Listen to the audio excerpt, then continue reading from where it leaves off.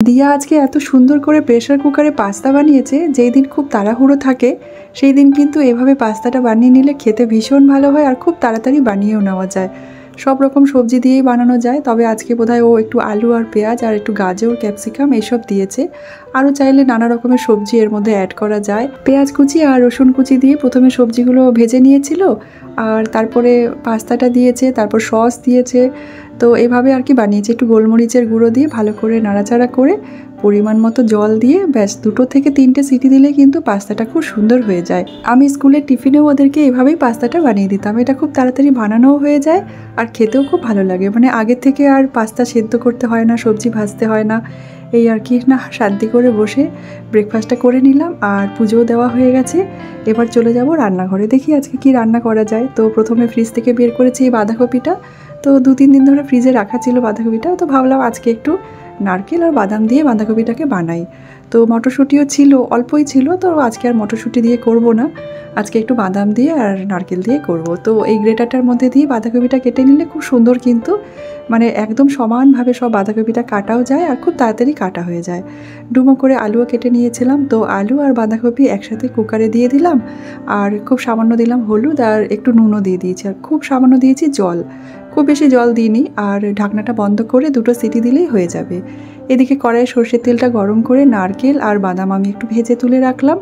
আর এবার আমি ওই তেলের মধ্যেই ফোড়নে দিয়ে দিচ্ছি গোটা জিরে, আর দিয়ে দিলাম গোটা গরম মশলা, আর একটু দিয়ে দিলাম আদা গ্রেট করা, কয়েকটা চেরা কাঁচা লঙ্কা দিলাম আর একটা টমেটো কুচি করে দিয়ে দিলাম। এবার আমি স্বাদ মতো নুনটাও দিয়ে দিলাম, নুন দিয়ে ভালো করে নাড়াচাড়া করে ঢেকে রাখলাম। এবার টমেটোটা যখন বেশ ভালো মতো গলে গেছে, তারপর আমি এক এক করে সব গুঁড়ো মশলাগুলো দিয়ে দিলাম। 1/2 চামচ করে জিরে গুঁড়ো, ধনে গুঁড়ো দিয়েছি, আর হলুদটা আমি দিইনি, কারণ বাঁধাকপিটা যখন সেদ্ধ করছিলাম তখনই আমি হলুদ দিয়েছিলাম, সেই কারণে আর হলুদ দেওয়ার কোনো প্রয়োজন নেই। স্বাদ মতো দিয়ে দিলাম চিনি, আর দিয়ে দিলাম আমি ভেজে রাখা বাদাম আর নারকেল কুচিটাও। বেশ ভালো করে নাড়াচাড়া করে নিলাম একদম হাই ফ্লেমে। আর এভাবে বাঁধাকপিটা বানিয়ে নিলে এটা কিন্তু খুব তাড়াতাড়ি হয়েও যায়। আর একদম শুকনো করে বাঁধাকপিটাকে ভাজা ভাজা করে নামিয়ে ফেলেছি। হ্যাঁ, নামাবার আগে আমি একটু ঘি আর গরম মশলার গুঁড়ো দিয়ে দিয়েছিলাম। তারপরে এবার মাছটা রান্না করে নিচ্ছি। ফ্রাইং প্যানে সর্ষের তেলটা গরম করে পেঁয়াজ কুচি দিয়েছি, তারপর লঙ্কা কুচি, টমেটো কুচি আর একটু গরম মশলার গোটা দিয়ে দিয়েছিলাম। তারপর ঢেকে রেখে ভালো করে নাড়াচাড়া করে জিরে গুঁড়ো, ধনে গুঁড়ো, হলুদ আর কাশ্মীরি লঙ্কার গুঁড়োটা জলে ভিজিয়ে রেখেছিলাম সেটা দিয়ে দিলাম। এবার কিন্তু মাছটা আমি আগে থেকে আর ভাজিনি, কাঁচা মাছটাই আজকে রান্না করব। আমরা কিন্তু কাঁচা মাছটা এইভাবে রান্না করি মশলা দিয়ে, আমাদের ঘরে সবাই খুব খেতে ভালোবাসে। আর মশলাটা আমি কষাইনি, কিন্তু মাছ আর মশলা দুটোই একসাথেই কষাচ্ছি। একেবারে গ্যাসের ফ্লেমটা লোতে রেখে ভালো করে নাড়াচাড়া করে মাছটাও ভাজা ভাজা হয়ে আসছে আর মশলাটাও কিন্তু বেশ ভালো মতো কষানো হয়ে যাচ্ছে। মাছটা যখন বেশ ভালো মতো মশলার সাথে কষানো হয়ে গেছিলো, তখন আমি দিয়ে দিয়েছি খুব সামান্য গরম জল।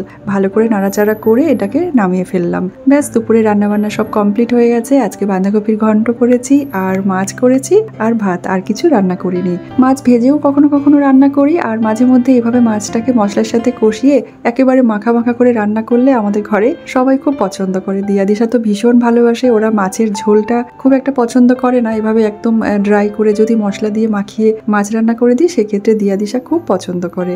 চলুন আজকের ব্লগটা তাহলে এখানেই শেষ করছি। আমিও লাঞ্চটা সেরে নিচ্ছি, আর আপনাদের সাথে আবার দেখা হবে কালকের ব্লগে। ধন্যবাদ।